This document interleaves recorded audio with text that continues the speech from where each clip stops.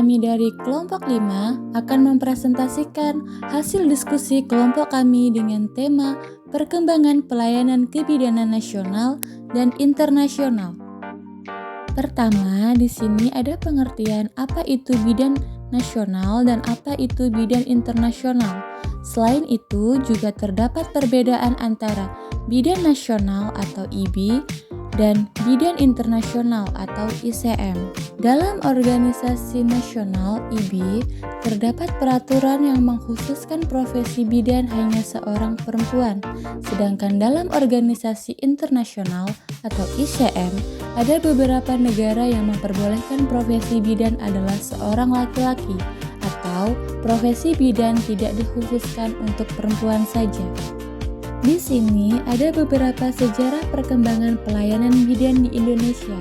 Nah, selain yang ada di PowerPoint, perkembangan pelayanan dan pendidikan kebidanan di Indonesia mencakup masa penjajahan Belanda, era kemerdekaan, politik atau kebijakan pemerintah dalam pelayanan dan pendidikan tenaga kesehatan, kebutuhan masyarakat, serta kemajuan ilmu dan teknologi. Pada tahun 1807, zaman Gubernur Jenderal Hendrik Willem Deandles atau zaman pemerintah Hindia Belanda, AKI dan AKB sangat tinggi. Serta tenaga penolong pada saat itu adalah seorang dukun.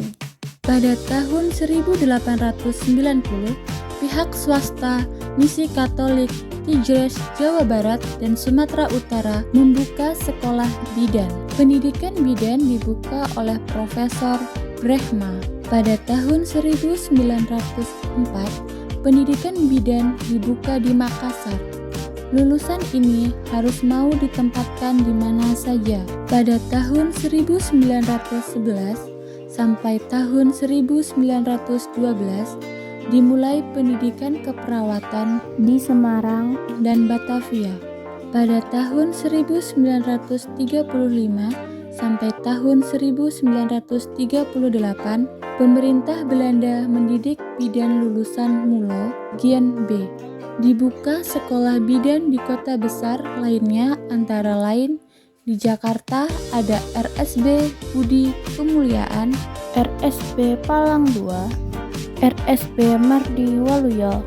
Pada tahun 1953, kursus tambahan bidan KTB di Yogyakarta yang akhirnya dilakukan pula di kota-kota besar lain. Pada tahun 1954,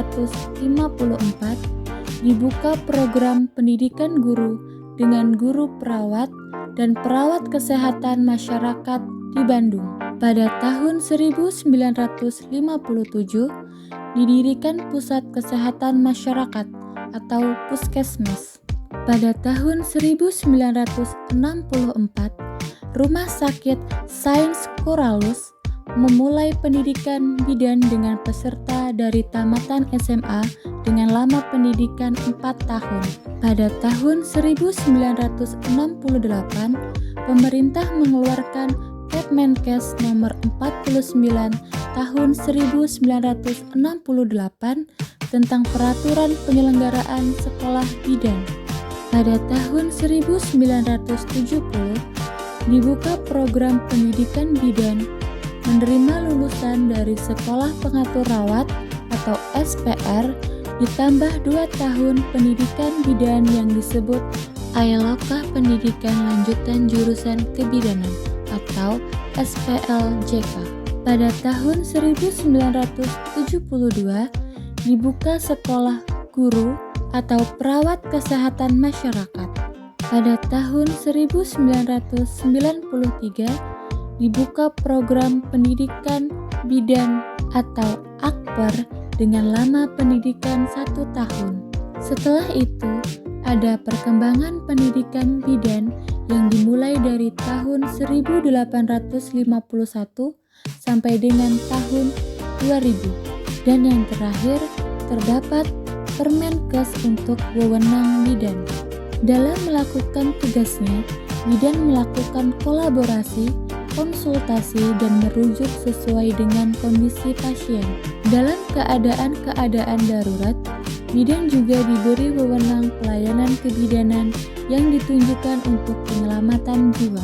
Dalam aturan tersebut, juga ditegaskan bahwa bidan dalam menjalankan praktek harus sesuai dengan kewenangan, kemampuan, pendidikan, pengalaman berdasarkan standar profesi. Pencapaian kemampuan bidan sesuai dengan Kepmenkes nomor 900 tahun 2002 tidaklah mudah karena kewenangan yang diberikan oleh Depkes ini mengandung tuntutan akan kemampuan bidan sebagai tenaga profesional dan mandiri. Kemudian, pada perkembangan pelayanan bidan internasional, ada banyak tokoh-tokoh yang menjadi awal mula terciptanya ilmu-ilmu kebidanan. Salah satu tokoh paling terkenal yang pertama ialah Hippocrates. Hippocrates biasa dikenal bapak kedokteran atau bapak pengobatan.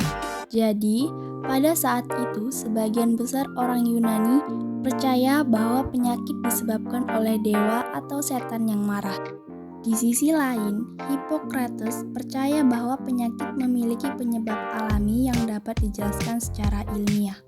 Hippocrates menunjukkan kepada kita pemahaman tentang cara kerja tubuh manusia. Beliau juga menganjurkan ibu bersalin ditolong dengan peri kemanusiaan dan dirawat dengan selayaknya. Yang kedua, ada Soranus atau bapak kebidanan setelah masa Hippocrates. Pendapatnya, bidan hendaklah seorang ibu yang telah mengalami kelahiran bayi, ibu yang tidak takut akan hantu, setan, serta menjauhkan tahayul. Soranus adalah penemu versi podali atau versi ekstraksi, tapi tidak disertai keterangan yang lengkap. Usahanya diteruskan oleh muridnya Moskion. Ia menulis buku yang merupakan pengajaran bagi bidan-bidan. Bidan-bidan dahulu seringkali tidak mendapatkan pengajaran, hanya bekerja berdasarkan pengalaman dan keberanian. Selanjutnya adalah William Smellie, merupakan seorang dokter kandungan Skotlandia yang pertama mengajar kebidanan dan kebidanan atas dasar ilmiah.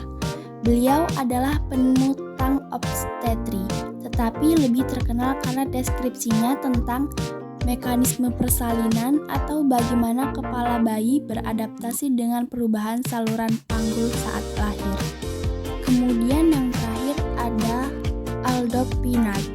Aldo Pinat seorang dokter kandungan Prancis yang memberikan sejumlah kontribusi dalam pekerjaannya yang melibatkan kesehatan prakelahiran dan ibu. Beliau merupakan penganjur penyediaan layanan sosial bagi wanita hamil dari lingkungan yang kurang beruntung. Beliau juga mengembangkan metode palpasi obstetri perut dan namanya dikaitkan dengan manuver Pinat, suatu teknik yang digunakan dalam ekstraksi bokong. Pada tahun 1895, ia menemukan stetoskop khusus untuk mendengarkan aktivitas janin. Perangkat ini kadang-kadang disebut sebagai tanduk Pinat atau fetoskop. Tanduk Pinat adalah alat yang aman dan non-invasif yang digunakan untuk mendengarkan nada jantung janin dan masih digunakan di seluruh dunia hingga saat ini, terutama oleh bidan. Itulah presentasi singkat mengenai perkembangan dan pelayanan bidan nasional dan internasional yang dapat kami sampaikan. Sekian kami akhiri. Terima kasih.